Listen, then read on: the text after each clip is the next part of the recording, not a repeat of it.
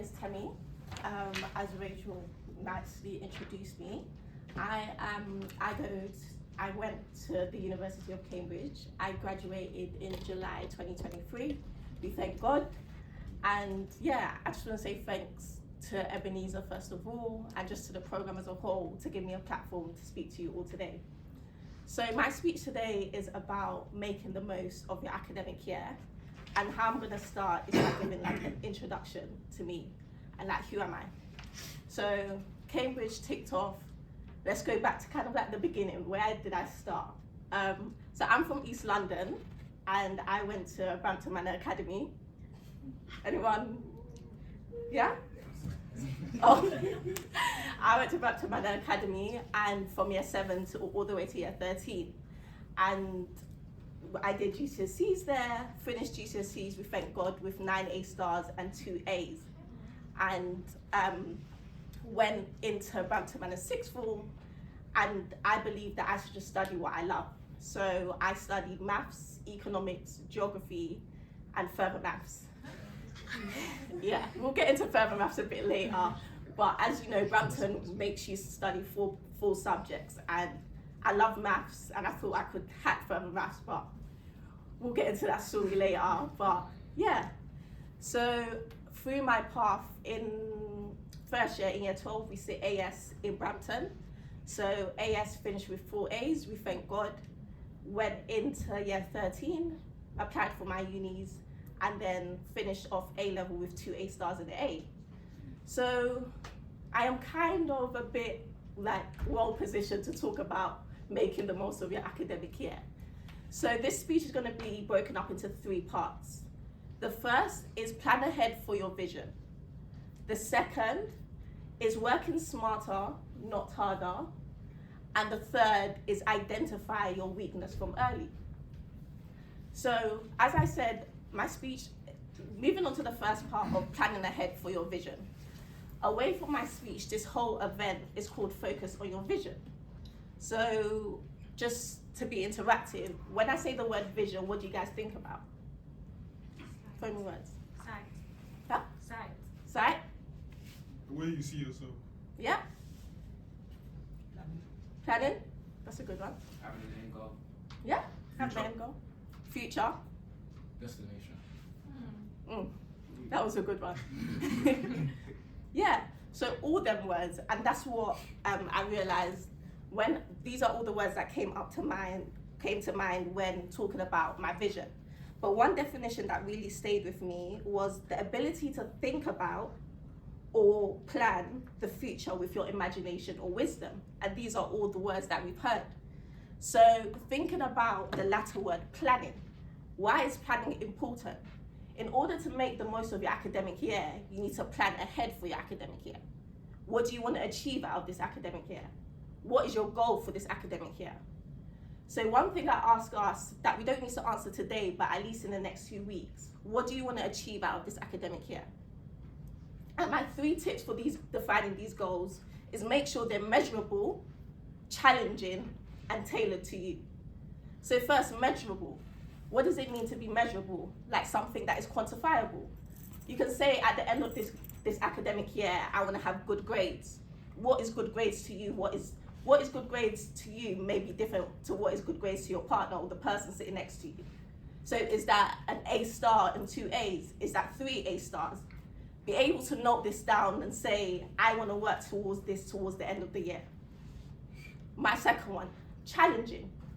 Each year we need to set the bar higher. We need to achieve more than we did last year. Be able to challenge ourselves. Think about the grades that you feel comfortable getting. Maybe that's an A and 2 B's. But then set your target for 1 grade higher than each of them grades. Because in order to exceed, we need to be able to push ourselves and be uncomfortable and just challenge ourselves in the goals that we are setting. My third one, make it tailored to you. So make it personable. So let me use an example. As earlier I said, I went to Brampton Manor Academy. And in Brampton, as all the Bramptonians in here will know, that we're quite proud on sixth form results day. We get a bit of fame on Twitter. So in September of year 13, my goal was to make Brampton's Twitter. And I knew that in order to make the Twitter, I needed to get not at least 3 A stars, but I needed to aim for the highest. But even if I got an A star and 2 A's, that I knew that I would be there. So results day comes, I'm ready, getting ready, straightening my hair, everything. And if you know our head teacher, his name was Dr. Lukushi, he shouts, "Temi, are you ready for the picture?" The way I stepped, I was ready, because this is the goal that I had set for myself in September. So be able to tailor your goals. Is there a teacher that puts in a lot of effort into you? Set that goal to be able to get higher than 80% in his paper. Make these goals tailored, measurable, and challenging to you. As you can see here, we're all sat in EY today, a very big firm. In terms of making the most of your academic year, you don't need to just focus on your academics, but also set up your career goals. These include applying for work experience, applying for internships, for those of us in university, and applying for full-time graduate roles. Be able to set yourself up for your career, for where you want to be. For those of us that is in sixth form, think, where do I want to be in 3 years? Where do I want to be in 5 years? Whether this is banking, for example, try and get experience in finance in sixth form. In first year of uni, try to get spring weeks. In second year, try to get a summer internship. Be able to define your career goals alongside your academic goals. My final tip in this first part is breaking down your goals into smaller steps. So when we set our end of year academic goal of like 2 A stars and an A, sometimes it can feel a bit daunting. Like, how can a small person like me achieve that? But we need to break this down into smaller steps to make them seem achievable. Sorry, 1 second. For them to be achievable. For example, maybe setting a milestone for your mocks, whether that's 2 A's and a B or 3 B's. Make sure that you're well positioned during the year and have checkpoints to make sure that you're able to reach your vision. And by breaking them down to smaller steps and smaller milestones, you'll realize that this end goal seems more achievable. So that's my first tip. Plan ahead for your vision. Moving on to my second tip. Working smarter, not harder. Has anyone ever heard that phrase before? Yeah? Yeah. So that phrase, it's like tapping into a gold mine. And what does it mean to work smarter? It means to be effective. It means to be efficient. It means to find shortcuts and like time-saving methods in the way that you work. And I won't say that, oh yeah, I'm the smartest person in the room and that I found this. I'm a large procrastinator that loves to binge Netflix, but I also like exceeded in my academics. So I realized going through my fair few academic years that working smarter was something that worked for me. So tips to work smarter: prioritize high impact, high activities, or revision methods that just work for you. For example, one of the revision methods that work for me is blurting. Does anyone know what blurting is? I believe it's when you say the knowledge of that thing you want to study. Yeah, kind of. So I used to love mind maps. I used to make pretty mind maps, had all the fine line and colors. And then I will get an A3 paper that is blank and then put all the notes from that mind map into that fresh A3 paper. And then every notes that I didn't remember from the A3 paper, I would put in a new color. And that's just something that worked for me. But along the way, you need to realize what works for you and what doesn't work for you. Early on, I realized group study didn't work for me.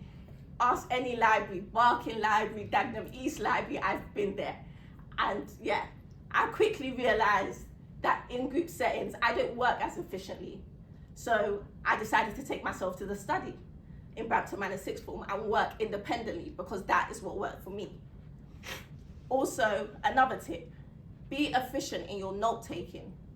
Note taking doesn't equal revision. In terms of taking notes, be able to do them as early as possible and finish them as early as possible. Because as long as we like it or not, exams are a memory game. and it practices our active recall. So be efficient with our note taking in terms of using resources that are out there. So like online booklets, Quizlet, just different ones. For those of us that is in uni, there are people that have gone before us, so people's notes in the higher year. And by working smarter, we're able to use these resources online and tailor them to how we work, add the case studies that we need. Instead of spending hours on making notes, there is resources out there that we can use. And why do I tell us to work smarter? Enable just to have a life balance. Academics can be challenging, it can be very daunting and very time consuming. So it's very important for us to balance our time of academics without academics, with life outside of academics. So in order to make the most of your academic year, you need to learn how to work smarter, be efficient and effective, to be able to exceed in your academics, but also enjoy your life and have them times to just binge Netflix series as I did. My third and final part, identify your weakness from early.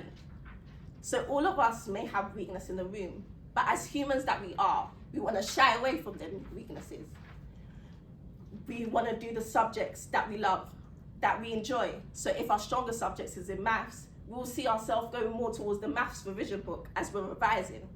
But we need to understand that academics is holistic. For example, in sixth form, as you enroll, they look at all your GCSE grades. In university, as you enroll, they look at all your sixth form grades and all your GCSE grades. It's not enough to be like, oh, I don't really like French, I don't really like further maths. Let me not just do well in it and do well in the other subjects. Because when it comes time to applying for UCAS or applying for masters in it, if you're in uni, they look at everything. So before I mentioned further maths was an obstacle for me, a very big obstacle for me. In terms of further maths, it was a new subject for me. And going into sixth form, I thought, yeah, maths, I'm really good at maths. Further maths was very humbling. And I'm being open and honest with you guys. In every in-house test in further maths, until February, I was getting C's and D's consistently. But there was a wake-up call that even though I knew by February, I'm dropping further maths, I'm going to do geography in uni. I knew that if I wanted to apply to Cambridge, they're going to look at that further maths grade. So I knew it was time for me to buckle up. Every day I went to my further maths teacher, Mr. Wong, please help me. And he was like, oh, Temi, here you are again. But yes, sir, because I'm the one that need the help. So be proactive in identifying your weakness. French GCSE. 2 months before my final exam, I open my mock grades and I see a 3 on my paper. And you, as I said earlier, with all my grades of A stars and A's, you'll think, how can someone like me get a 3 in French? But I used to go into French thinking I was a class count. I thought it was a subject I could relax back on. But when I opened my grade to see that 3, I said, yeah, life is really getting real. Every day I used to listen to French podcasts, use Quizlet, and be able to fasten up because I knew I needed to achieve minimum an A to get into Brampton if I wanted to enroll into their sixth form. So be able to identify your weakness from early. In every single academic year that you are, there's always a weakness. But identify it and don't shy away from it. Face it head on. Use the people that are around you. One of my closest friends was really good at further maths. While I was getting the C's and D's, he was getting the A. And I used to ask him every day in study, could you help me? He was like, yeah, of course, Temi. Be able to use the people around us. Don't let stubbornness or pride be like, nah. Because people that know Brampton, you're supposed to be the smartest of the smartest. So you feel a bit of shame asking for people. But you shouldn't, because at the end of the day, when results day comes, you don't want to wish that you ask these people for help. So identifying your weakness from early. Be able to look at all your different subjects and realize your strengths in them and where you're weak. And be able to exercise the weak subject so that it gets into a good place. Yeah, so those are my 3 tips. Number 1, plan ahead for your academic year. Number 2, work smarter, not harder. And number 3, identify your weakness from early. Just to close up, and this is the tip that is probably the most important of all. Put God at the center of it all. Don't forget him during this walk.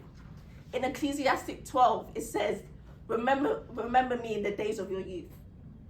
That as we keep on walking, I know academics is hard, but always remember him.